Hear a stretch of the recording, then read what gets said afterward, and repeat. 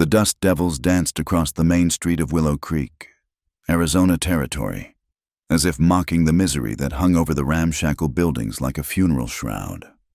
It was September of 1887, and the drought had stretched on for 3 merciless years, leaving the earth cracked and the people's spirits even more broken.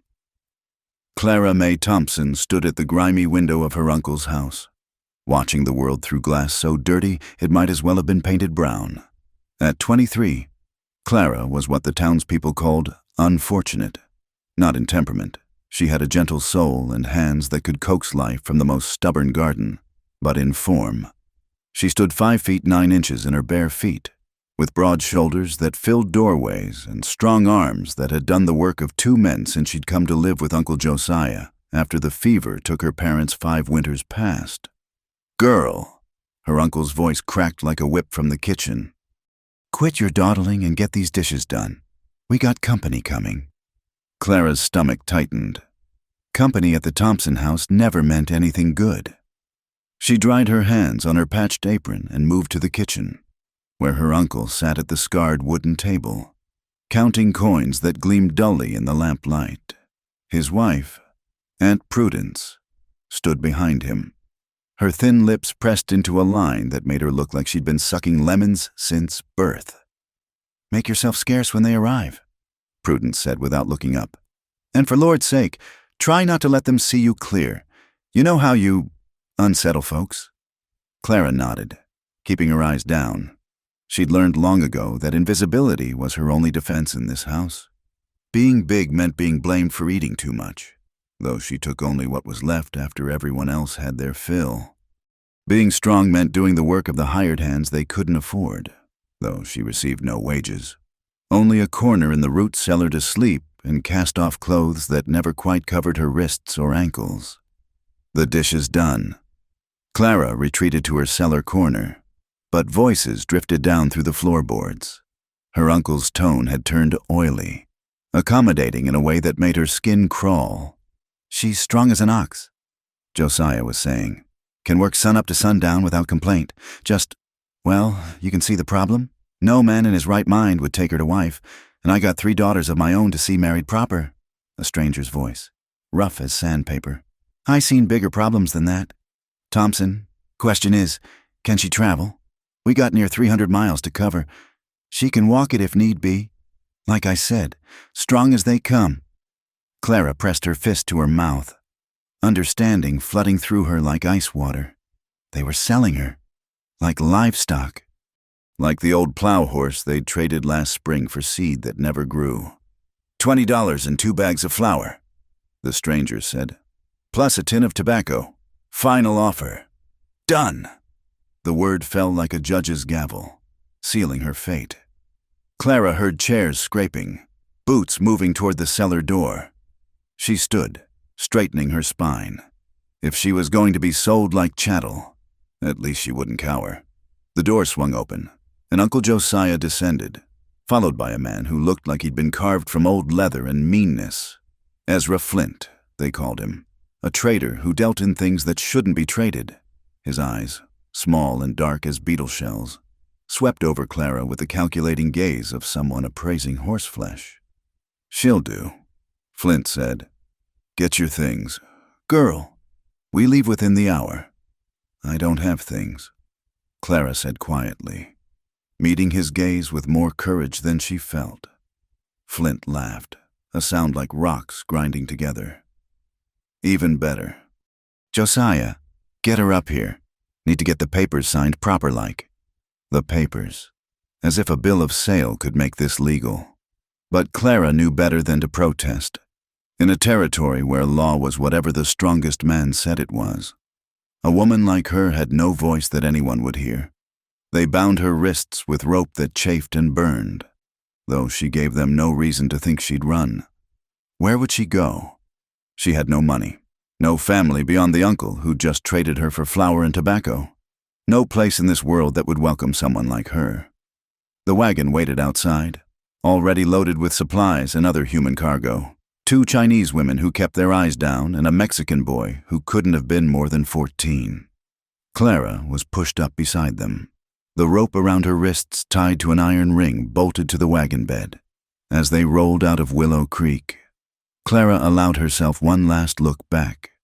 Aunt Prudence stood in the doorway, her face a mixture of relief and something that might have been shame if she'd had enough conscience left to feel it. The three cousins Clara had raised like sisters peered from behind their mother's skirts, and the youngest, little Mary, raised her hand in what might have been a wave. Then the dust swallowed them all, and Clara faced forward into the vast, unforgiving landscape of the Arizona desert. The first day was hell. The sun beat down like a smith's hammer, and Flint allowed them only sips of water when he remembered to stop. The Chinese women spoke no English, but one of them, Clara would later learn her name was Mei Lin, shared a strip of dried meat she'd hidden in her sleeve. It was tough as leather and salty enough to make Clara's throat burn worse. But it was kindness, and Clara held on to that small gesture like a lifeline. By the second day, the mountains had risen around them, and the temperature swung wildly from blazing heat to bitter cold. The Mexican boy developed a cough that rattled in his chest like dice in a cup. Clara tried to shield him from the worst of the wind with her body, but Flint struck her with his riding crop when he caught her. "Don't coddle the merchandise," he growled. "Makes 'em soft." On the third day, the storm hit. It came out of the north like God's own fury, a wall of sand and wind that turned the world brown and howling. The horses screamed and balked. Flint and his two companions, hard men with faces carved by violence, fought to control them. But nature had decided to show them who truly ruled this land. The wagon overturned. Clara found herself thrown clear, the rope around her wrist snapping against a rock. For a moment, she lay stunned, sand filling her mouth and eyes, the wind trying to tear her clothes from her body. Then survival instinct kicked in. She crawled toward what she hoped was shelter, a cluster of rocks that might provide some protection from the storm's rage. That's when she heard the gunshots. 3 sharp cracks, barely audible above the wind's howling, then silence except for the storm. Clara pressed herself against the rocks, making herself as small as someone her size could manage. Time passed, minutes or hours. She couldn't tell. The storm raged on, sandblasting every exposed inch of skin, turning the world into a brown nightmare. Then, as suddenly as it had come, it passed. Clara lifted her head cautiously. The landscape had been transformed, dunes where there had been flat ground, the wagon half buried and tilted at a crazy angle. No sign of Flint or his men, no sign of the horses, and worse, no sign of the other captives. She was alone in the desert with no water, no food, no idea which direction led to civilization and which led to death.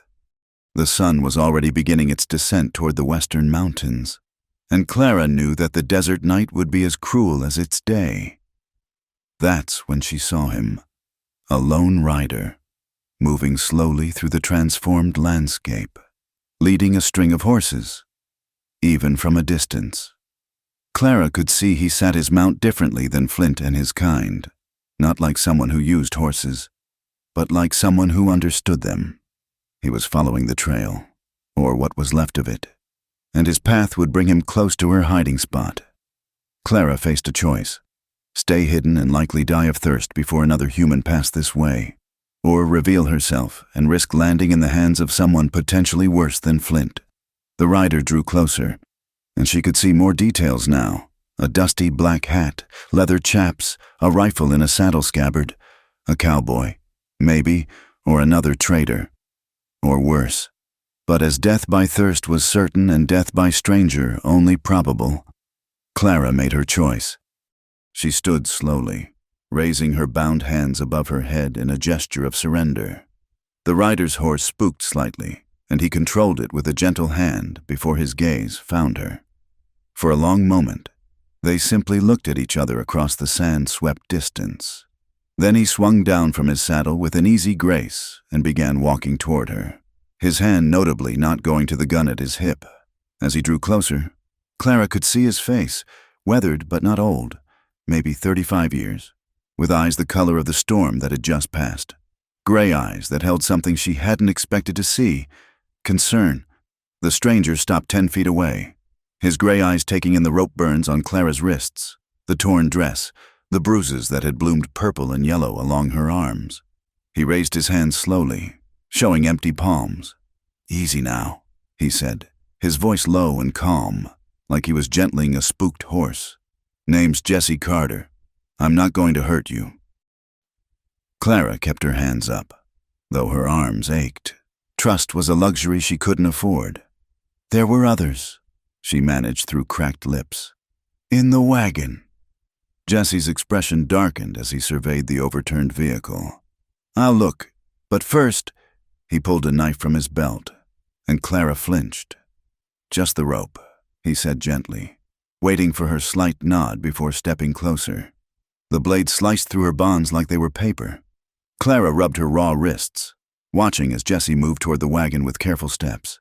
He disappeared behind it, and Clara heard him moving debris. Then a long silence. When he returned, his face was grim. "I'm sorry," was all he said, and Clara understood. The desert had claimed them. "There were 3 men too," she said. "Traders. Found one. Won't be trading anything anymore." Jesse studied her with those storm-colored eyes. "You running from something or someone?" Clara almost laughed at the question. "I was sold. Like a horse. $20 and some flour." Something shifted in Jesse's expression, a flash of anger quickly controlled. He moved to his saddlebags and pulled out a canteen, offering it to her. "Small sips. Too much too fast will make you sick." The water was warm and tasted of metal, but Clara had never tasted anything so sweet. She forced herself to drink slowly while Jesse retrieved a blanket from his pack.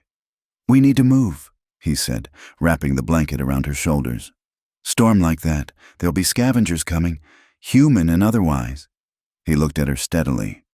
"I've got a place about 2 days' ride north. Nothing fancy, but it's shelter. You're welcome to it until you figure out where you want to go." "Why?" The question escaped before Clara could stop it. "You don't know me. I could be a criminal, a thief." Jesse's mouth quirked in what might have been a smile. "Ma'am, I've known plenty of criminals and thieves. None of them looked like they'd been through what you've been through." He gestured to his horses. "Can you ride?" "I can walk." "Not through this country. You can't, not in those shoes." He was right. Her thin boots were already falling apart. "Look, I understand you got no reason to trust me, but staying here means dying, slow and hard. I'm offering you a chance. That's all." Clara looked at him. Really looked. His clothes were worn but clean, his gear well maintained.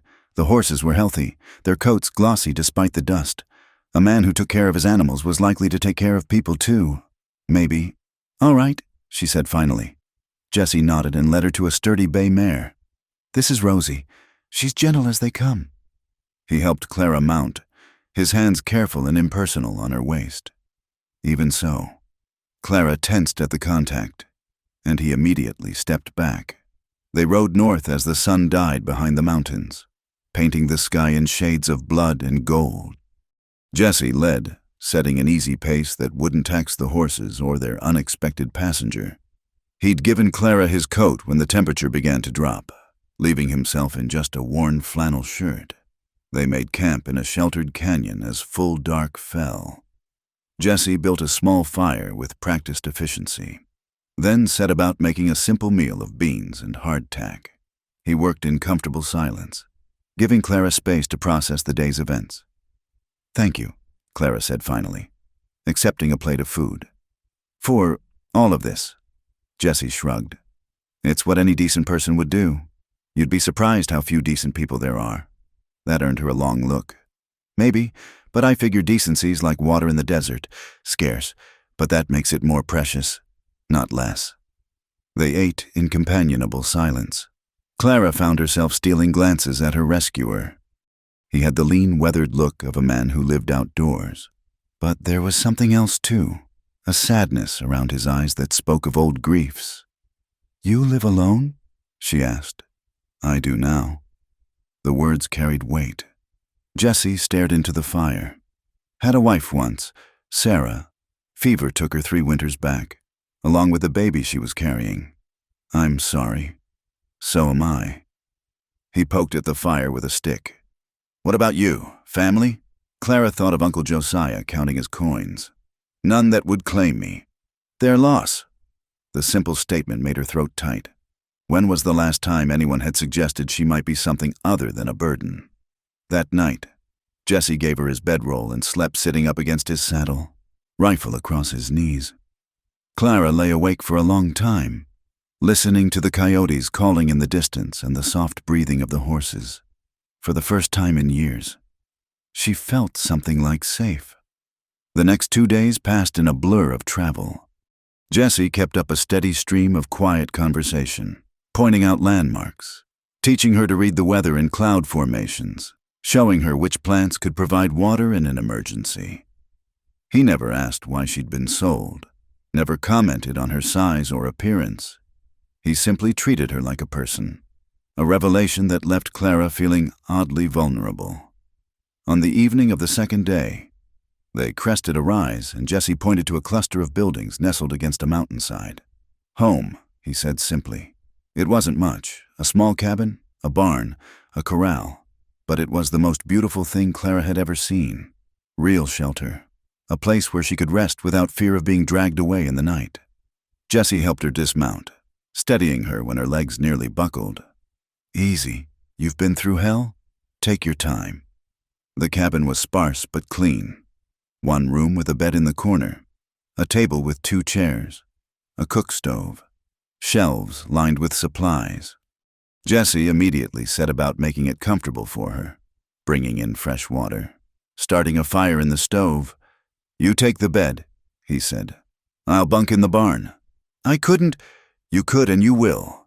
His tone brooked no argument. There's clean clothes in that trunk. They were Sarah's. Might be a bit small, but better than what you've got. I'll heat some water for washing.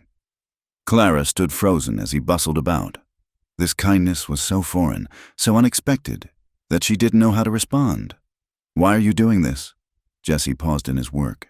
Because it needs doing. He met her eyes. Because everyone deserves a chance to catch their breath. Because... He stopped, seeming to struggle for words. Because I know what it's like to be alone and hurting, and I wouldn't wish that on anyone. That night, Clara slept in a real bed for the first time in 5 years. The mattress was thin and the blankets patched. But it might as well have been a palace. She woke several times, certain it was a dream, that she'd open her eyes to find herself back in the cellar or tied in a trader's wagon. But each time, she heard the comfortable sounds of the cabin, wind in the chimney, mice in the walls. Jesse's footsteps as he checked on the horses. Real sounds. Safe sounds. The next morning, she found Jesse making breakfast. He'd already been up for hours, judging by the fresh eggs and milk on the table. Got a few chickens and a milk cow, he explained, dishing up scrambled eggs. Not much, but it keeps a man fed. Clara ate ravenously, then insisted on washing the dishes despite his protests. It felt good to have her hands busy, to be contributing something. I can work, she said as she dried the last plate. I'm strong. I can help with the horses, the garden, whatever needs doing. I won't be a burden. Jesse studied her for a long moment. Ma'am, Clara, you're not a burden. You're a guest. But if it makes you feel better to help out, I won't say no. Lord knows there's always more work than hands around here. And so began an odd routine. Clara threw herself into work with desperate energy, as if proving her worth could somehow justify her presence. She mucked stalls, hauled water, mended fences. Jesse worked alongside her, never commenting on how much she could lift or how long she could labor without rest. In the evenings, they sat by the fire and talked. Or rather, Jesse talked and Clara listened, slowly learning the rhythms of this quiet man who'd saved her life. He spoke of his childhood in Texas, of driving cattle north, of Sarah and their dreams of building something lasting in this hard country. She would have liked you, he said one night, staring into the flames. Sarah, she always said the measure of a person wasn't in their appearance, but in their actions. You work harder than any 2 men I've known. Clara felt heat rise in her cheeks. Compliments were as foreign to her as kindness. I'm just doing what needs doing. No, Jessie said softly. You're doing more than that. You're trying to earn your keep in a place where it's already freely given. You don't owe me anything. Clara, not work, not gratitude, not anything. That night, Clara cried for the first time since her parents died. She muffled the sounds in her pillow, but she knew Jessie heard. He never mentioned it, just left a cup of hot coffee by her bed in the morning and worked beside her in comfortable silence. The first snow came early that year, dusting the mountains like flour on a kitchen table. Clara stood in the doorway of the barn, watching the flakes drift down, when Jessie appeared beside her with 2 steaming cups of coffee. "Winter's coming fast," he said, handing her a cup. "We'll need to get the barn reinforced before the real storms hit." "We?" Clara glanced at him, still uncertain after 3 weeks whether she had the right to claim any ownership of plans involving this place. Jessie's eyes crinkled at the corners, the closest he usually came to smiling. "Unless you're planning on leaving before the snow sets in proper." "No!" The word came out sharper than Clara intended. She softened her tone. "I mean, if you'll have me, I can help with the winterizing." "Clara." Jessie turned to face her fully. "I thought I'd made it clear. You're welcome here as long as you want to stay. Not as a worker, not as someone who owes me, but as—" He paused, seeming to search for words. "As a friend, I suppose. Friend." Clara turned the word over in her mind like a smooth stone. When had she last had a friend? They spent the next weeks preparing for winter. Clara discovered she had a talent for predicting weak spots in the barn walls, her height allowing her to see and reach places Jessie couldn't. They worked side by side, patching holes, reinforcing beams, laying in supplies. The work was hard but satisfying, and Clara found herself humming old hymns her mother had taught her, something she hadn't done in years. "You have a beautiful voice," Jessie said one afternoon as they stacked firewood. Clara nearly dropped the log she was carrying. "I'm sorry. I didn't realize." "Why apologize for something lovely?" He continued stacking wood, not looking at her. "Sarah used to sing while she worked. I've missed it." That evening, Jessie cooked dinner, a thick stew with vegetables from the root cellar and fresh bread he'd baked that morning. Clara watched him move around the small kitchen with practiced ease. "You're a better cook than most women I've known," she said, then immediately flushed. "I didn't mean—" Jessie chuckled. A rare sound. No offense taken. Had to learn after Sarah died. Couldn't live on burnt beans forever. He ladled stew into bowls. "Though I'd wager you could teach me a thing or two. My mother taught me," Clara said softly. "Before she died. She said a woman should know how to make something from nothing, because that's often all we get." They ate in comfortable silence, the fire crackling in the stove. Outside, the wind picked up, rattling the windows. Jessie got up to check the latches, and Clara noticed him favoring his left shoulder. "You're hurt," she said. "It's nothing. Old injury acts up when the weather changes." "Let me see." The words surprised them both. Clara had tended injuries plenty of times, her cousin's scraped knees, her uncle's broken fingers. But this felt different, intimate. Jessie hesitated, then slowly unbuttoned his shirt enough to reveal his shoulder. An old scar ran from his collarbone down toward his chest, the tissue tight and puckered. "A patchy arrow," he said quietly. 10 years back, Sarah dug it out with a kitchen knife and whiskey for antiseptic. Clara's hands moved without conscious thought, gently probing the area. Jessie went very still under her touch. The muscles nodded. She said, "My mother used to make a liniment with juniper and sage. I could, if you have the ingredients." "Medicine box is in the cabinet," Jessie said, his voice oddly rough. Clara worked in silence, mixing the familiar ingredients, trying to ignore the way her hands trembled slightly. When she returned, Jessie had pulled a chair near the stove and sat waiting, shirt folded neatly beside him. She'd seen men's bodies before. Her uncle and cousins thought nothing of having her haul water for their baths, but this was different. Jessie's torso was lean and marked with the history of a hard life, scars, sun-darkened skin, muscles earned through work rather than vanity. "This might sting," Clara warned, applying the liniment with careful strokes. Jessie hissed softly, but didn't pull away. "You've done this before, many times. I was the one who patched everyone up at my uncle's place." She worked the knots gently, feeling them gradually release. "They never thanked me for it." "Their loss," Jessie murmured, echoing his words from weeks ago. Clara's hands stilled. The firelight played across Jessie's skin, highlighting the contrast between his weather-bronzed arms and paler torso. She was suddenly, acutely aware of their proximity, of the warmth radiating from his body, of the way his breathing had deepened. "Clara!" Her name was barely a whisper. She stepped back quickly, wiping her hands on her apron. "That should help. Use it twice a day until the pain eases." Jessie reached for his shirt, and Clara turned away, busying herself with cleaning up the medical supplies. Her face felt hot, and her hands wouldn't stop shaking. "Thank you," Jessie said quietly. When she turned back, he was fully dressed again, but something had shifted in the air between them. That night, a blizzard struck with the fury of a spurned lover. Clara woke to the howling wind and the cabin shaking on its foundation. She could hear the horses screaming in the barn and Jessie's voice trying to calm them. Without thinking, she pulled on her coat and boots and fought her way outside. The wind nearly knocked her down, and the snow was so thick she couldn't see 3 feet ahead. She followed the rope Jessie had strung between the cabin and barn, pulling herself hand over hand. Inside the barn, she found Jessie struggling with Thunder, his stallion, who was rearing in panic as part of the roof began to lift. "The support beam!" Jessie shouted over the wind. "It's giving way!" Clara didn't hesitate. She grabbed a rope and shimmed up the post with an agility that belied her size. The beam was cracking, ready to bring down half the roof. She looped the rope around it and threw the end to Jessie. "Pull!" she yelled.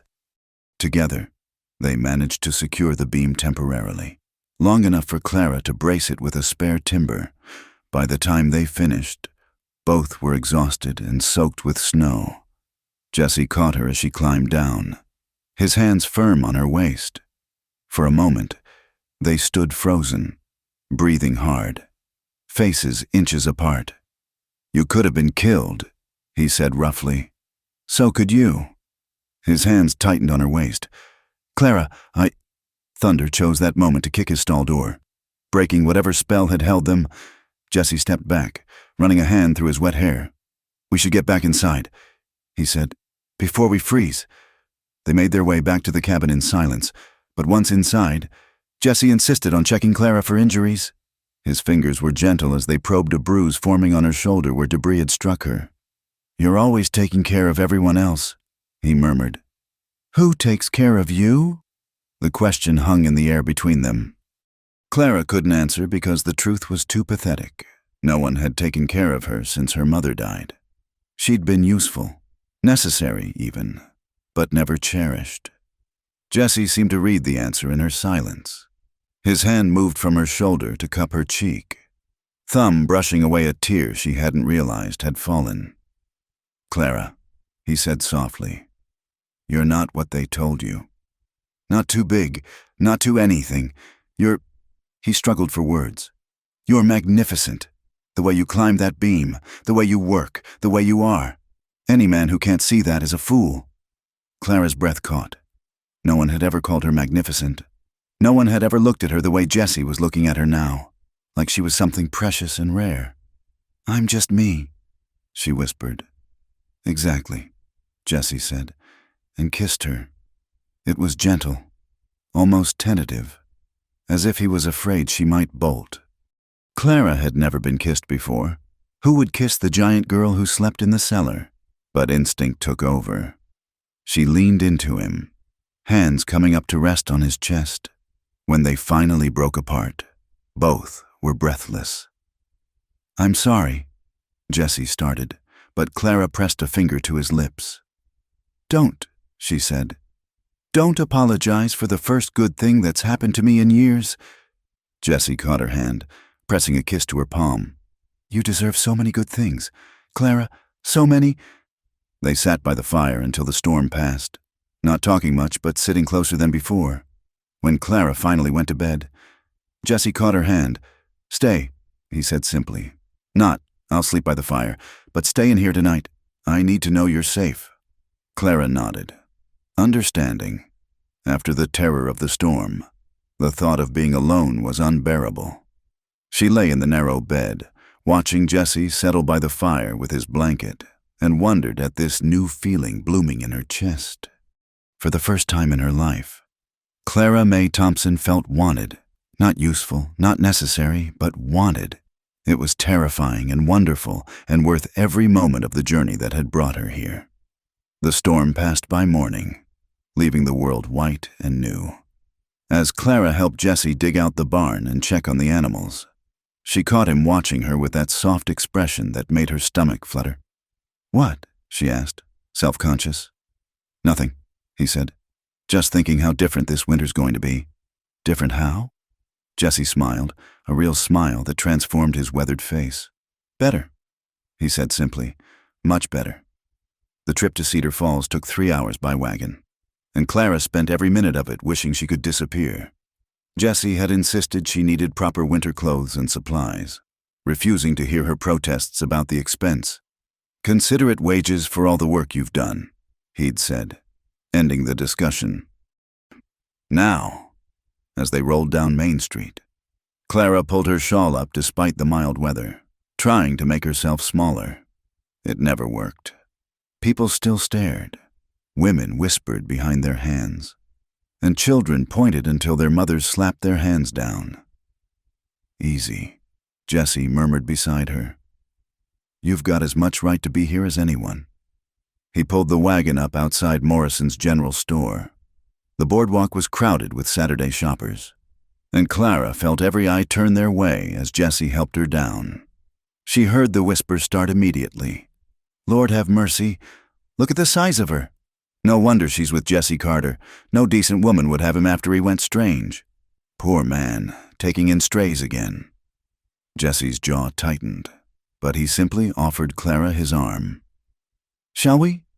Inside Morrison's, the whispering followed them. Mrs. Morrison, a pinched woman who looked like she survived on vinegar and spite, watched them with calculating eyes. "Mr. Carter," she said coolly, "I heard you'd taken in a boarder." "Miss Thompson is helping with the ranch," Jesse said evenly. "She needs winter clothes. Your best wool dress, boots, and a proper coat." "Mrs. Morrison's eyes swept over Clara with barely concealed disgust. "I'm not sure we have anything in that size." "Then you'll order it." Jesse's tone brooked no argument.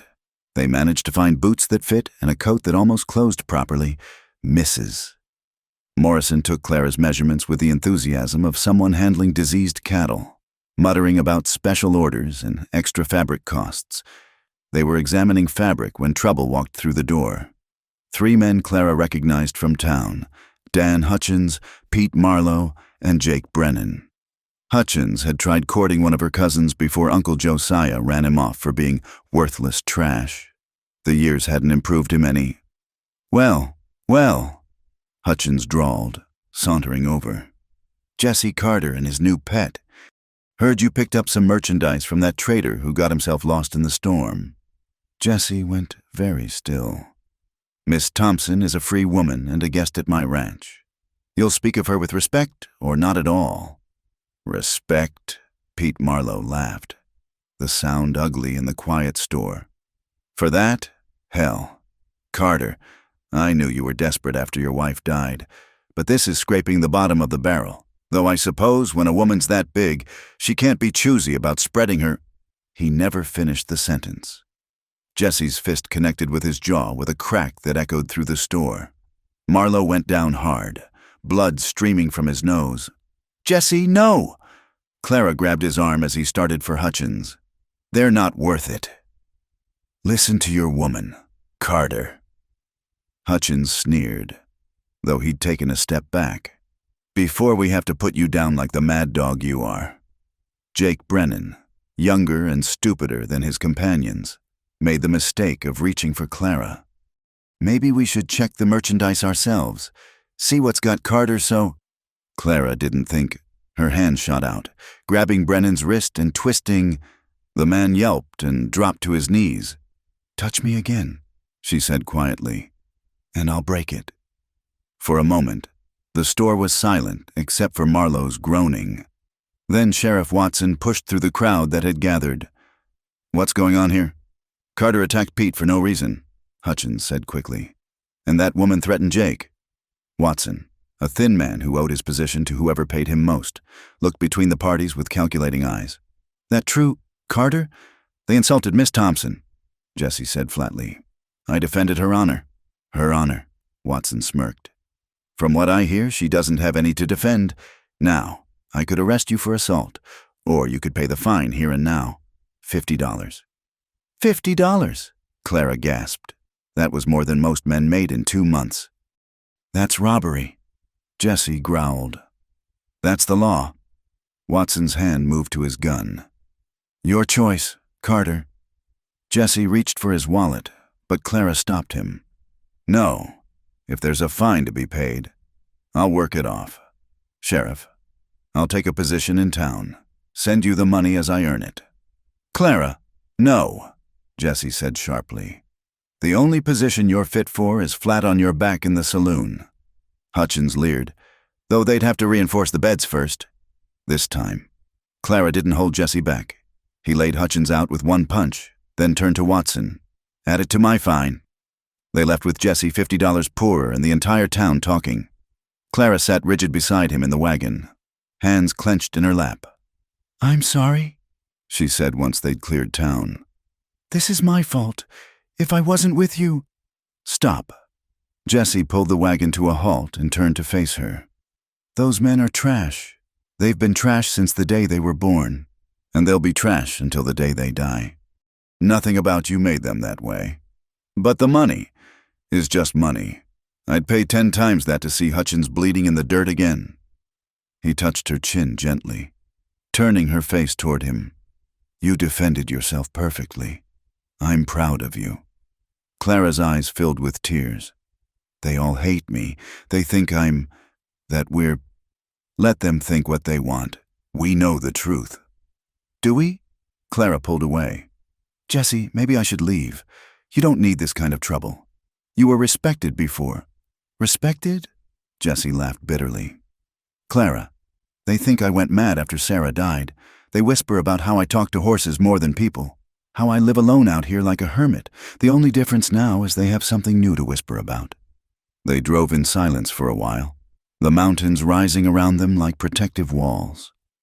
"Finally," Clara spoke again. "Why did you hit him?" "Really?" Jesse was quiet for so long she thought he wouldn't answer. Then, "Because no one should speak about you that way. Because you deserve better than their filth. Because—" He stopped, hands tightening on the reins. Because I care about you," he said roughly. "More than I should, more than I have any right to." Clara's heart hammered in her chest. "Jesse, I know it's not proper.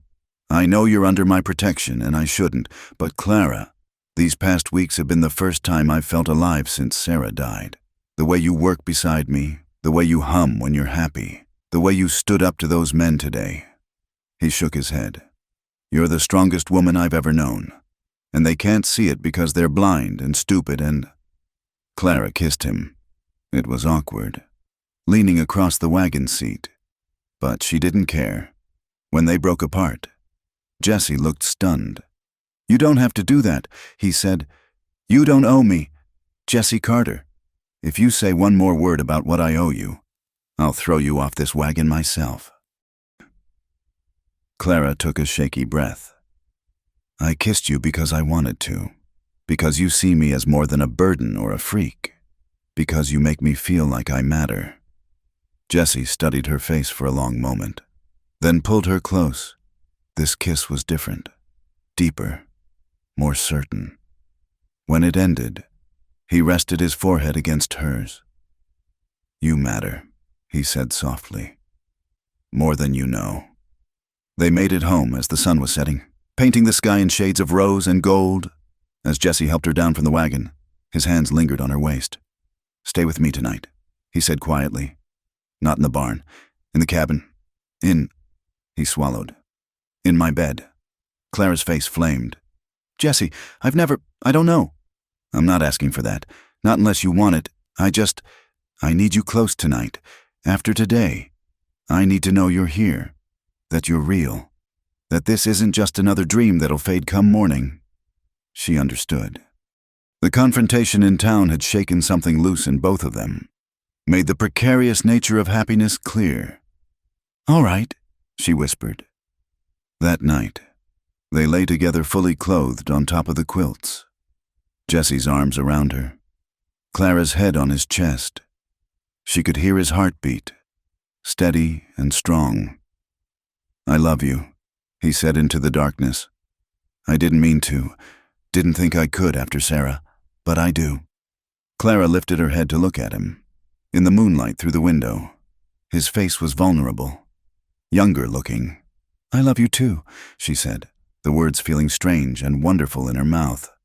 "I didn't even know what it felt like until you—" Jesse pulled her close, and they held each other through the night, while outside the wind sang through the mountains and the world, for once, felt right. The accident happened on a crisp December morning. Jesse had been breaking ice on the water troughs when his foot slipped on a patch of black ice. Clara heard the crack from inside the cabin, a sound like a tree branch snapping, followed by Jesse's sharp cry of pain. She found him crumpled beside the trough, his face gray with agony, unable to put weight on his left leg.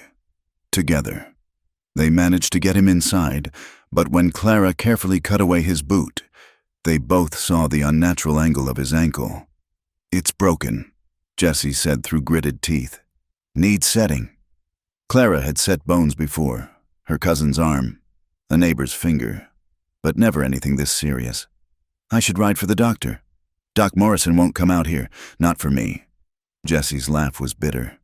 "And I can't make the ride to town like this." Clara knew he was right. After the incident at the general store, their isolation had become even more complete. She looked at Jesse's pain-creased face and made her decision. "Tell me what to do." Under Jesse's strained directions, Clara gathered what she needed: strips of cloth for binding, straight pieces of wood for splints, and a bottle of whiskey that Jesse drained a good portion of before nodding his readiness. "It's going to hurt," Clara warned, her hands positioned on his ankle. "Can't hurt worse than it does now," Jesse said, then bit down on the leather strap she'd given him. The sound when she pulled the bones back into alignment would haunt her dreams, but Jesse only groaned deep in his throat, his whole body going rigid. He passed out as she was binding the splints, which was a mercy. For 3 weeks, Clara became everything: nurse, ranch hand, provider. She rose before dawn to tend the animals, break ice, haul water and wood. Her hands, already work-roughened, cracked and bled in the bitter cold. She learned to milk the cow when Jesse talked her through it from his bed, learned to doctor a horse's split hoof, learned to stretch their dwindling supplies. "I should be helping," Jesse said one evening as Clara stumbled in after checking the horses, exhausted and covered in snow. "You should be healing," Clara said firmly, hanging up her coat with arms that trembled from fatigue. "That's your only job right now." She made a simple supper of beans and cornbread, helping Jesse sit up to eat. He caught her hand as she turned to get her own plate, examining the cuts and calluses. "You're killing yourself taking care of this place," he said quietly. "Taking care of me? I'm surviving," Clara corrected. "We're surviving. That's what people do when they—" She stopped, flushing. "When they what?" "When they love each other," she finished softly. Jesse pulled her down for a kiss that tasted of gratitude and worry. "I don't deserve you." "Stop." Clara pressed her forehead to his. "We don't think that way. We're partners. When one falls, the other stands. That's all." But it was more than that, and they both knew it. During the long evenings while Jesse was bedridden, they talked as they never had before. He told her about his childhood in Texas, about his father who died in the Mexican War, about learning to break horses from an old vaquero named Miguel. Clara shared memories of her mother, songs from her childhood, dreams she'd thought dead but that seemed possible again here in this small cabin. "What did you want to be?" Jessie asked one night, before life got in the way. Clara was quiet for a long moment, darning one of his socks by lamplight. "A teacher," she admitted. "I loved learning, loved books. My mother taught me to read from the Bible, and I devoured every scrap of printed word I could find. I thought maybe I could teach other children, give them what I'd been given. Why didn't you?" She looked at him steadily. "Look at me, Jessie. What parent would want someone like me teaching their children? What school board would hire me? Their loss," Jessie said, as he always did when the world's cruelty showed itself. "You'd have been wonderful. You still could be." Clara smiled sadly. "That's a sweet dream, but we both know better." On Christmas Eve, Jessie insisted on hobbling to the table for dinner. Clara had managed to trade eggs for a small ham with a passing traveler, and she'd made a cake with their precious sugar and flour. It wasn't much, but sitting across from Jessie in the candlelight, it felt like a feast. "I have something for you," Jessie said, pulling out a small wrapped bundle. "Jessie, we can't afford—" "Hush!" He pushed the package across the table. Inside was a book, worn and obviously second-hand, but a book nonetheless. "Poetry," Clara breathed, running her fingers over the leather cover. "Oh, Jessie. Thought you should have something just for pleasure," he said gruffly. "Not the Bible or almanacs, but something beautiful." Clara was around the table before she thought about it, kissing him soundly. "It's perfect. You're perfect." "Far from it," Jessie said when they broke apart. "But Clara, I want to ask you something. I know this isn't much of a life, and you deserve better than a broken-down cowboy and a cabin in the mountains, but—" "Yes," Clara said. Jessie blinked. "You don't even know what I was going to ask." "Doesn't matter. The answer is yes." He laughed, pulling her onto his lap despite her protests about his injured ankle. "Marry me, Clara May Thompson. Let me wake up every morning knowing you're mine and I'm yours, official and proper, even though the whole town thinks I'm beneath you." "The town is full of fools." Jessie cupped her face in his hands. "Marry me because I love you, because you've brought life back to this place and to me, because I can't imagine facing another winter without you." Clara kissed him in answer, pouring all her love and gratitude and hope into it. When they finally broke apart, both were breathless. "We'll have to find a preacher who'll do it," she said practically. "That won't be easy. There's a traveling minister who comes through Colton, the next town over. He's a good man, doesn't care about gossip." Jessie's hands moved to her waist. "We could go when the weather breaks, make it official." That night, they shared the bed properly for the first time. Jessie's ankle made things awkward, but they managed, laughing at themselves even as passion overtook them. Clara had been terrified of this moment, sure that her inexperience and her size would make everything wrong. But Jessie was patient and gentle, whispering endearments against her skin, making her feel cherished and desired in ways she'd never imagined possible. Afterward, they lay entwined, Clara's head on Jessie's chest, his fingers combing through her unbound hair. "My wife," he murmured, testing the words. "Clara Carter." "Not yet," she reminded him, but she was smiling. "In every way that matters." Jessie insisted. "The preacher's just a formality."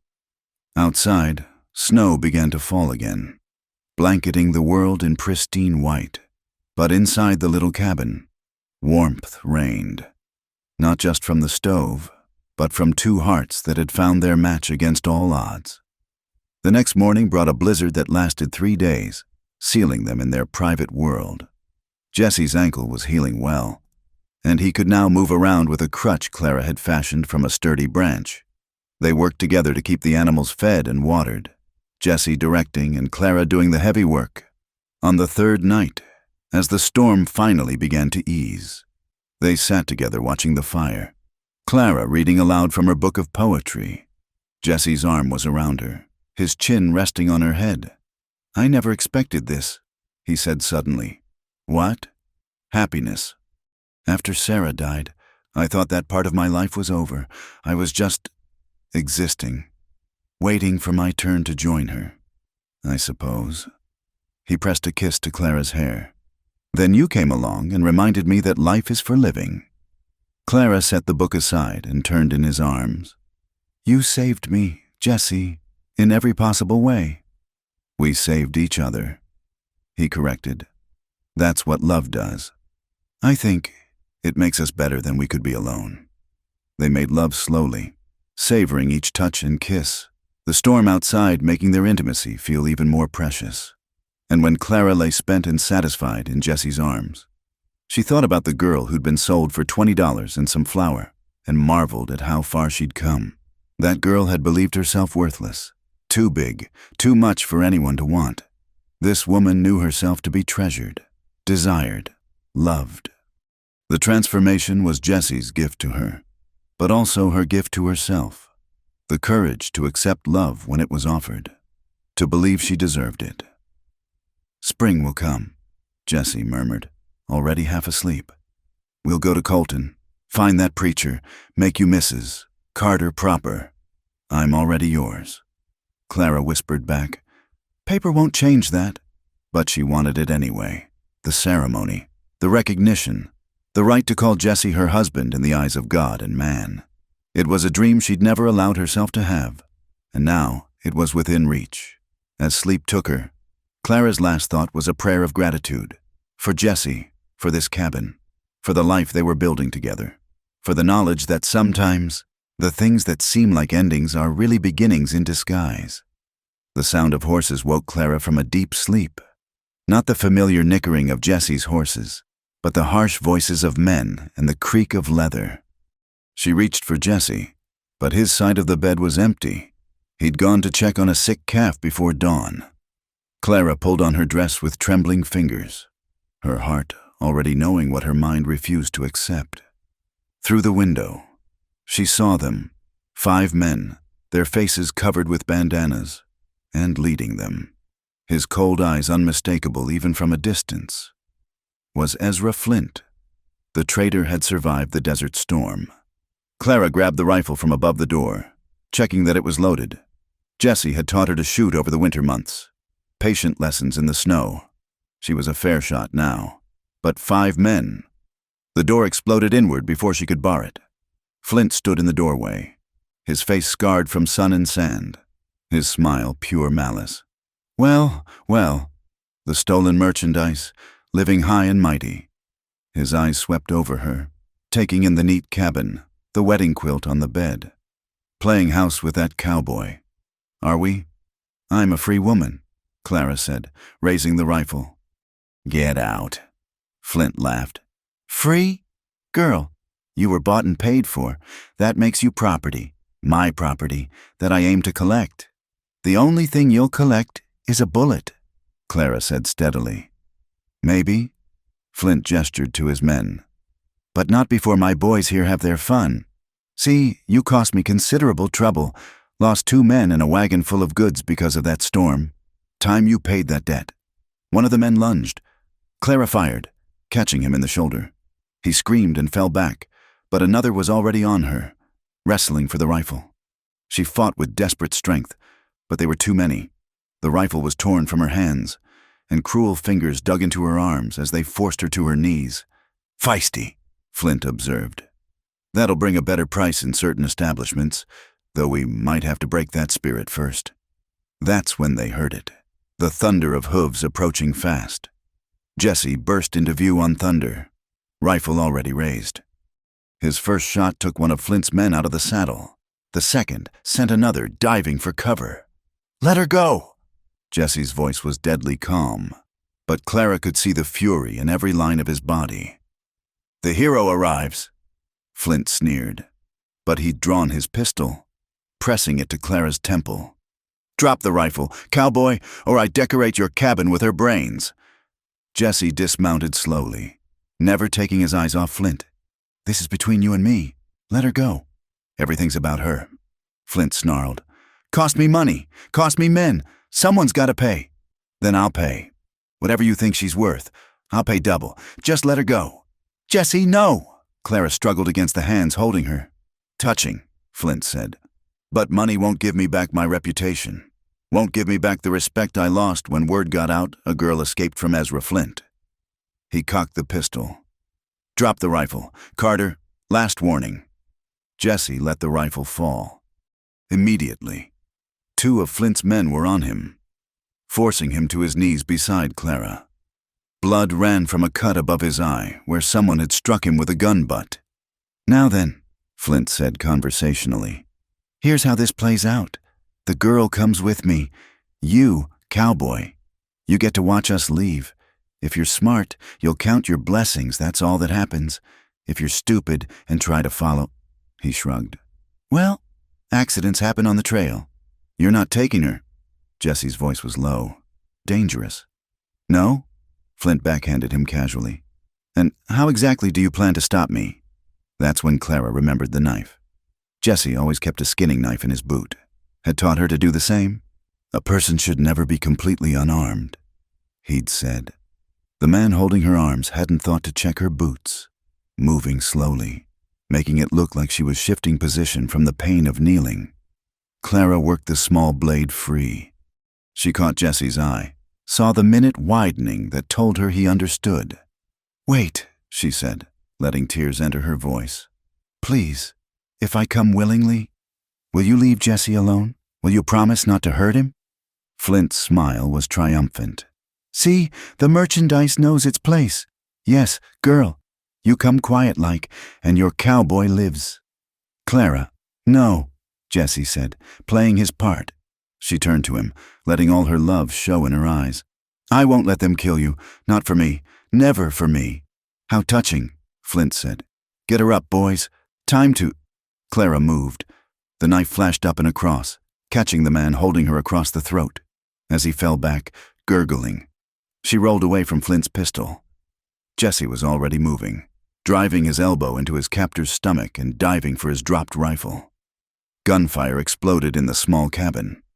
Clara felt the wind of a bullet pass her cheek as she scrambled behind the overturned table. Jesse had made it to his rifle and was returning fire, using the doorframe for cover. "The barn!" he shouted. "They'll try to flank us." Clara grabbed the shotgun from beside the stove, Jesse's backup weapon. Through the window, she saw 2 men running for the barn's side entrance. She fired, the buckshot catching one in the legs. He went down screaming. "You're dead," Flint roared. "Both of you! I'll burn this place to the ground."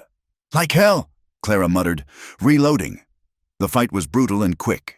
Jesse's marksmanship and Clara's desperate courage proved more than Flint had bargained for.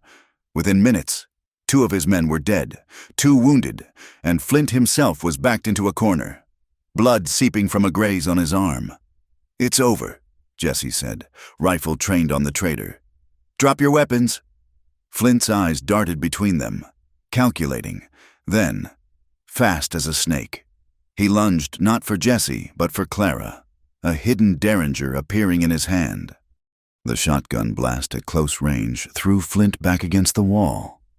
He slid down, leaving a red smear, his eyes already glazing. "Should have stayed dead in the desert," Clara said quietly. The silence after violence was deafening. Jesse crossed to her quickly, checking for injuries. "Are you hurt? Did they—" "I'm fine." Clara's hands were shaking now, the knife falling from nerveless fingers. "Jesse, your head—" "Just a scratch." He pulled her into his arms, holding her so tight she could barely breathe. "God, Clara, when I heard the horses, when I saw them here—" "Shh." She pressed her face into his chest, breathing in his familiar scent. "We're all right. We're both all right." They held each other for long moments before the practical necessities intruded. The wounded men needed tending. Jesse insisted on it despite Clara's protests. They bound wounds and gathered weapons. Then Jesse rode to the nearest homestead to send word to the territorial marshal. Marshal James Thornton arrived 2 days later with a small posse. He was a fair man, one of the few honest lawmen in the territory.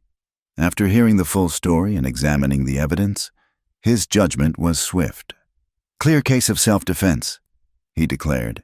Flint was wanted in 3 territories for trafficking and worse.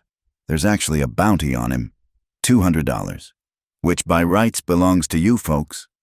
We don't want blood money, Clara said. Then consider it compensation for damages and distress. Thornton said kindly. Ma'am, what Flint did to you, trying to sell you like property, that's not legal, no matter what he claimed. You're a free woman. Always were.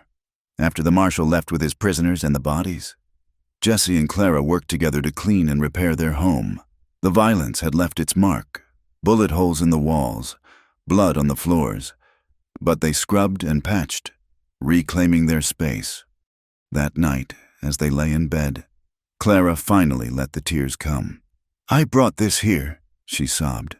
This violence, this ugliness. If you'd never found me, then I'd still be a dead man walking. Jessie said firmly. Clara, listen to me. Yes, Flint came here because of you, but he came because he was evil. Not because of anything you did. You defended our home. You fought beside me. You saved my life. You saved mine first. And I'd do it again, 1,000 times over. He tilted her face up to his. This is our home. We defended it together. That's what partners do. Clara kissed him then, pouring all her love and gratitude and relief into it. When they made love, it was with a desperate tenderness, a reaffirmation of life in the face of death. Later, as Jessie slept, Clara stood at the window looking out at the peaceful mountains. The violence had shaken her. Yes, but it had also shown her something important. She was no longer a victim, no longer someone things happened to. She was a woman who could defend herself and what she loved. The scared girl sold for $20 was truly gone. In her place stood Clara Carter, for that's how she thought of herself now. Wedding or no wedding, a woman who'd faced down her past and won. Spring would come soon, and with it their trip to find the preacher. But Clara knew that the real marriage, the true binding, had happened here in this cabin, in shared danger and shared courage, in choosing each other not just in joy but in facing the darkness together. She returned to bed, curling into Jessie's warmth. Tomorrow there would be more work, fences to mend, animals to tend, a life to build. But tonight, they were safe. They were together. They were home. And that was enough. More than enough. It was everything. The nightmares started 3 days after Flint's attack. Jessie would wake to find Clara sitting bolt upright, sweat-soaked and trembling, her eyes seeing horrors that weren't there. He'd hold her until the shaking stopped, whispering reassurances. But the haunted look in her eyes remained. I'm broken, she said one gray morning, staring at her untouched breakfast. They broke something in me. Jessie, I can still feel his gun against my head. Still hear him calling me merchandise. Jessie pushed his own plate aside and took her hands. They were ice cold despite the warm kitchen. You're not broken. You're wounded. There's a difference. Is there? Clara's laugh was bitter. I jump at shadows. I can't sleep. Yesterday I nearly shot Tom Hartley when he came to trade eggs because I heard horses and panicked. Clara, you deserve better than this. She pulled her hands free. Better than a woman who wakes up screaming. Better than someone so damaged that... Stop. Jessie's voice was firm but gentle. You want to know what I deserve? I deserve the woman who fought beside me, who saved my life, who's the strongest person I've ever known, even when she doesn't feel strong. Clara finally met his eyes, and the pain there made his chest tight. I don't feel strong. I feel lost. That afternoon, while Jessie worked on reinforcing the barn doors, they'd both become obsessive about security. Clara heard voices approaching. Her hand went immediately to the rifle, heart racing. But it was a woman's voice, calling out a greeting. 3 women on horseback came into view. Clara recognized one, Mrs. Sarah Winters from the Colton settlement, a preacher's widow known for her kindness. The other 2 were younger, their faces bearing the unmistakable marks of hard living. Mrs. Carter? Sarah Winters dismounted, using Clara's chosen name without hesitation. I'm sorry to arrive unannounced. We heard about your trouble with those traders. Clara kept the rifle close but didn't raise it. What do you want? To help, if you'll let us. Sarah gestured to her companions. "This is Mary Shaw and Rebecca Trent. They've had their own troubles with men like Flint. I thought, sometimes it helps to know you're not alone." Jesse appeared from the barn, relaxing when he saw the women. "Mrs. Winters, ladies, would you like to come in? Clara makes the best coffee in the territory." Inside, the women sat around the kitchen table while Clara served coffee with shaking hands. She didn't know what to make of these unexpected visitors. Couldn't understand why they'd come. Mary Shaw spoke first. She was perhaps 25, with prematurely gray streaks in her dark hair. "I was taken by raiders 3 years ago, sold twice before I escaped. The nightmares, they fade, but they never fully go away." Rebecca, younger still with a scar across her cheek, nodded. "Mine was my own stepfather. Tried to sell me to pay his gambling debts. I fought back, got this for my trouble." She touched her scar. "But I got away. That's what matters." Clara sank into a chair, overwhelmed. "Why are you telling me this?" "Because you need to know you're not alone," Sarah said gently. "Because shame grows in silence, but healing happens in community. Because we've all been where you are, and we survived. More than survived," Mary added fiercely. "We've built lives, good lives. It's possible, Clara. I promise it's possible." They talked for hours, about the nightmares, the jumping at sounds, the shame that clung like smoke, but also about healing, about finding purpose again, about reclaiming their own stories. "I started a school," Rebecca said. "Nothing fancy, just teaching local children their letters, but it gave me something to build, something that was mine. I raise horses now," Mary added. "Gentling them helped me gentle the wild fear in myself." When they left, Sarah pressed a small journal into Clara's hands. "Write it down," she advised. "The fear, the anger, all of it. Sometimes seeing it on paper makes it smaller." That night, Clara told Jesse about the visit. They were sitting by the fire, her head on his shoulder, the journal unopened in her lap. "They were kind," she said wonderingly.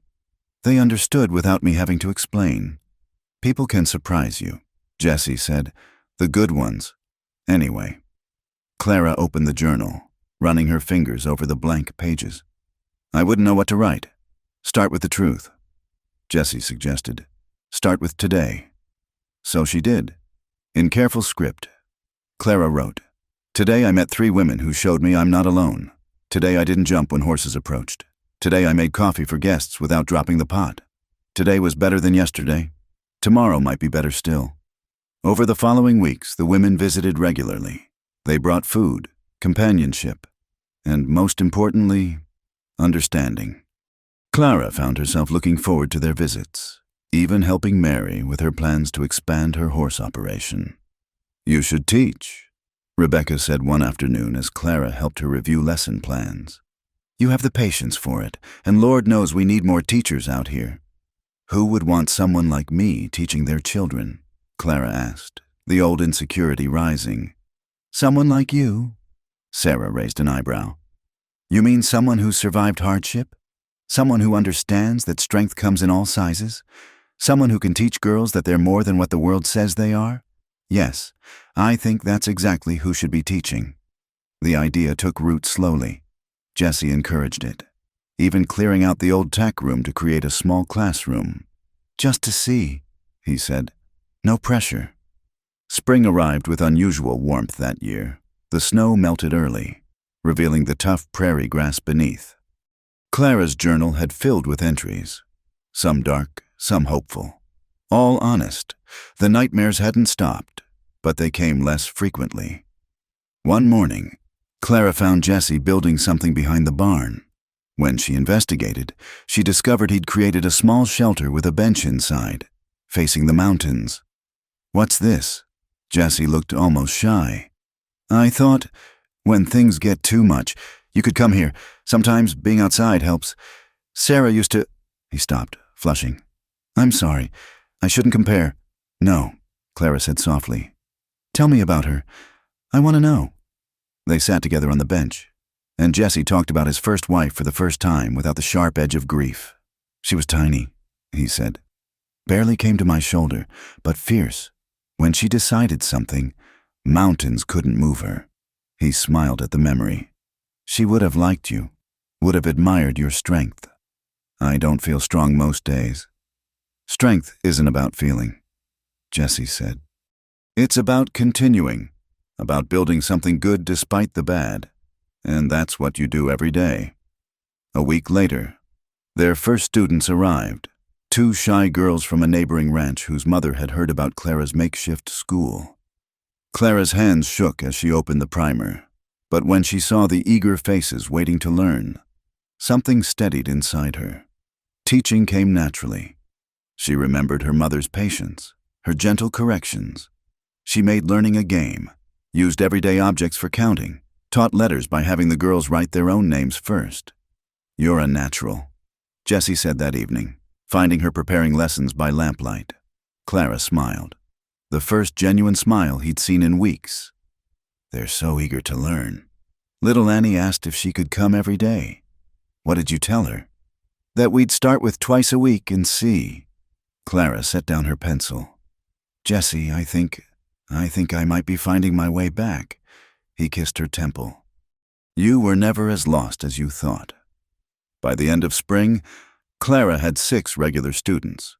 Word had spread about the tall woman who taught with kindness and never raised her voice, who understood when children came to school hungry or scared, who made everyone feel welcome regardless of their circumstances. One evening, as Clara was writing in her journal while Jesse mended harness nearby, she realized the date. It had been exactly 1 year since she'd been sold. A year ago, I was nothing, she said aloud. Property to be traded. And now? Now? Jesse prompted when she fell silent. Now I'm a teacher, a partner. She met his eyes. A survivor. I have a home, friends, purpose. I have you. Tears slipped down her cheeks, but they weren't bitter. How is that possible? Jesse set aside his work and pulled her into his arms. Because that's who you really are, who you've always been. It just took getting free for you to see it. Clara thought about the girl in the cellar, the woman in the trader's wagon, the fighter who'd stood beside Jesse against Flint and his men, all versions of herself, all leading to this moment. We still need to find that preacher, she said against his chest. Make this official. Whenever you're ready. Clara pulled back to look at him. I'm ready. I want to be your wife in every way. Want to build this life with you as partners in everything? Then we'll go next week, Jesse promised. Weather's good, and Tom Hartley mentioned the circuit preacher is due in Colton. That night, Clara added a new entry to her journal. 1 year ago, I was sold. Today, I'm choosing Jesse, choosing this life, choosing to believe that the best is yet to come. The girl who was sold is gone. In her place stands a woman who sells nothing, owes nothing, fears less each day. I am Clara Mae Thompson Carter, and I am finally free. She closed the journal and joined Jesse in bed, where he pulled her close and held her through the night. Outside, the mountains stood eternal guard, and the stars wrote their ancient stories across the sky. And in a small cabin where love had conquered fear, 2 hearts beat as one, building a future from the ashes of the past. 10 years had transformed the Carter Ranch from a lonely outpost into a beacon of hope. The original cabin had grown, with additions sprawling in every direction to accommodate the lives that had gathered there. Clara stood on the wide porch Jesse had built the summer after their wedding, watching the sun paint the mountains gold. Mrs. Carter, a young voice called. Mrs. Carter, look what I wrote. 8-year-old Lucy Hartman came running, braids flying, clutching a slate covered in careful letters. Lucy had been left on their doorstep 3 years ago, a note pinned to her thin coat explaining her mother had died and her father couldn't care for a child alone. Beautiful work, Lucy, Clara said, examining the writing. Your letters are getting so much clearer. The school had moved from the converted tech room to a proper building Jesse and the neighbors had raised 2 summers past. 23 children now came regularly, some riding hours each way for the chance to learn. Clara, Jesse's voice came from the barn. Could use some help here? Clara found him with a mare in labor, one of Mary Shaw's horses brought for breeding. Together they worked, Clara's strength and Jesse's experience combining perfectly, when the foal finally arrived. Healthy and perfect. They grinned at each other like young lovers, though silver now threaded both their hair. Still got it, Jesse said, wiping sweat from his brow. Never doubted it. Clara replied, checking the foal. Though we're not as young as we used to be. Speak for yourself. I'm in my prime. Clara laughed, the sound rich and unrestrained. The scared woman who'd once flinched from her own shadow had learned to laugh again, to trust in joy's permanence. That evening, their extended family gathered for supper. The twin boys they'd taken in 5 years ago, Samuel and Simon, now strapping teenagers, had helped Jesse expand the table 3 times to accommodate everyone. Besides Lucy and the twins, there was Margaret, a young woman who'd fled in violent marriage, old Pete, a former soldier who helped with the heavy work in exchange for room and board, and tonight, special guests from town. Mayor William Morrison, yes, the same Morrison whose wife had once sneered at Clara's size, sat at their table with his wife, both considerably humbled by time and circumstances. I owe you an apology, Mrs., Morrison said quietly as Clara served the meal. Both of you, the way I behaved. It was unchristian and cruel. Clara studied the woman for a long moment, then nodded. Water under the bridge, Mrs. Morrison. We all have things we regret. The change in the town's attitude had been gradual but definite. It started when Clara's students began winning academic competitions against children from bigger towns, continued when families she'd helped began prospering, solidified when the territorial governor himself had visited to commend their work with abandoned children. We've come to ask for your help, Mayor Morrison said. The town needs a proper school, a real one, with multiple teachers. We'd like you to run it. Mrs. Carter. Clara nearly dropped the coffee pot. Run the town school? Who better? Morrison spread his hands. You've proven yourself 10 times over. The salary would be substantial, and you could hire assistant teachers. I'll need to think about it, Clara said carefully, glancing at Jesse. After their guests left and the children were in bed, Clara and Jesse walked out to the bench behind the barn, their thinking spot. They'd come to call it The Mountains Stood Dark Against a Star-Filled Sky. It would mean going to town several days a week, Clara said. We'd manage. The children here need me too. Some could come with you. The older ones are ready for advanced learning anyway. Jessie took her hand. Clara, you've outgrown this little school. It's time to spread your wings wider. But this place will always be home, always be ours. But you have gifts the whole territory needs. He squeezed her hand. I'm so proud of who you've become. Clara leaned into him. None of this happened alone. They sat in comfortable silence, each lost in memory. The frightened girl sold for flour, the broken man mourning his first wife, the violent confrontation that could have ended everything, the slow building of trust, of love, of family. Remember what you said the night Flint came? Clara asked. That we saved each other. I remember. You were right, but we did more than that. We saved others too.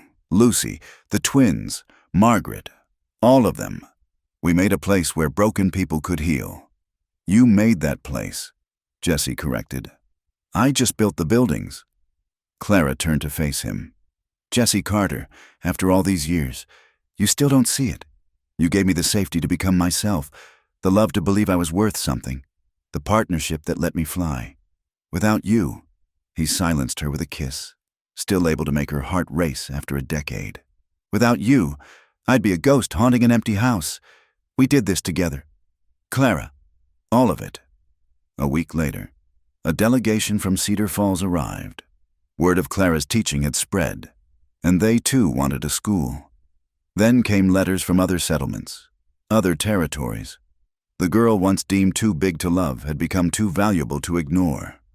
Clara accepted the position in town, but with conditions. The school would be open to all children. White, Mexican, Indian, Chinese. No child would be turned away for inability to pay, and she would have full authority over curriculum and staff. They agreed to everything, she told Jessie that night, still amazed. Everything I asked for. Of course they did. You're Clara Carter. You don't back down from anything. The town school opened that fall with Clara as headmistress and 3 assistant teachers, including Rebecca Trent. The building was new, smelling of fresh lumber and possibility. On the first day, 47 children arrived, their faces nervous but hopeful. Clara stood before them, remembering her own first day of teaching in a converted tack room.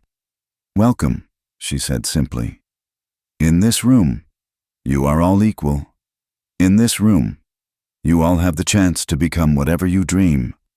In this room, we begin." The years that followed were full but satisfying. Clara split her time between the town school and the ranch, where she continued to take in those who needed shelter. Jesse expanded his horse operation, breeding some of the finest stock in the territory. The twins grew into fine men, Samuel becoming a doctor, Simon a lawyer. Lucy followed in Clara's footsteps, becoming a teacher herself, on their 15th wedding anniversary. Jessie presented Clara with a gift, a leather-bound book filled with letters. "What's this?" she asked, opening it carefully. "Read," Jessie said softly. The letters were from her students, past and present, from families she'd helped, from women who'd found courage in her example, from children who'd learned to read because of her patience. "You changed my life." One letter read, "When everyone said I was too slow to learn, you showed me I just learned differently. You saved our family." Read another, "When we had nothing, you made sure my children could still go to school. You showed me that being different wasn't something to hide." Wrote a girl who'd grown up to become a journalist. "You taught me to stand tall, just like you do." Clara was crying by the 3rd letter, tears streaming down her face as she read testament after testament to a life well lived. "There are over 100, Jessie said gently. "I could have collected more, but the book would have been too heavy to lift." "Jessie," Clara couldn't find words. "Do you remember what you told me once? That they sold you for being too big?" Jessie cupped her face in his weathered hands. "They were fools. Clara, you were never too big. You were exactly the right size to hold all the love you've given this world." That night, after the anniversary dinner with their sprawling, chosen family, Clara stood once more on the porch, Jessie's arms around her from behind. The ranch spread before them, the school building, the expanded barn, the garden where she taught little ones to grow food, the small houses they'd built for those who needed homes. "No regrets?" Jessie asked softly. Clara thought of the girl in the cellar, scared and alone, of the woman in the trader's wagon, certain her life was over. She thought of all the dark moments that had led to this light. "No regrets," she said firmly. "Every step led here, led to us, led to this life we built. Even the pain. Especially the pain. It taught me to recognize joy when it came." She turned in his arms. "And it came, Jessie. Oh, how it came." They stood together as the stars came out. 2 souls who'd found each other across impossible odds. In the morning, there would be children to teach, horses to tend, lives to touch. But for now, there was this, the quiet satisfaction of a life transformed, a love that had endured, and the knowledge that sometimes the very things that seem like weaknesses become our greatest strengths. In her final journal entry that night, Clara wrote, "They sold her for being too big. He picked her up and said, 'You're just right for my arms.' And in the end, she was just right for so much more. She was just right for love, for teaching, for building a family from the lost and lonely. She was just right for the life she was meant to live. And that, perhaps, is the greatest miracle of all. Not that we find love, but that love helps us find ourselves." Thank you all for listening to this story from the Wild West. I hope Clara and Jessie's journey touched your heart as much as it touched mine. Where are you listening to this story from? Please share in the comments below. I'd love to know where in the world these tales of the Old West are reaching. Don't forget to subscribe to Wild West Campfire for more stories of love, courage, and redemption from the American frontier. What did you think of Clara and Jesse's story? Share your thoughts below.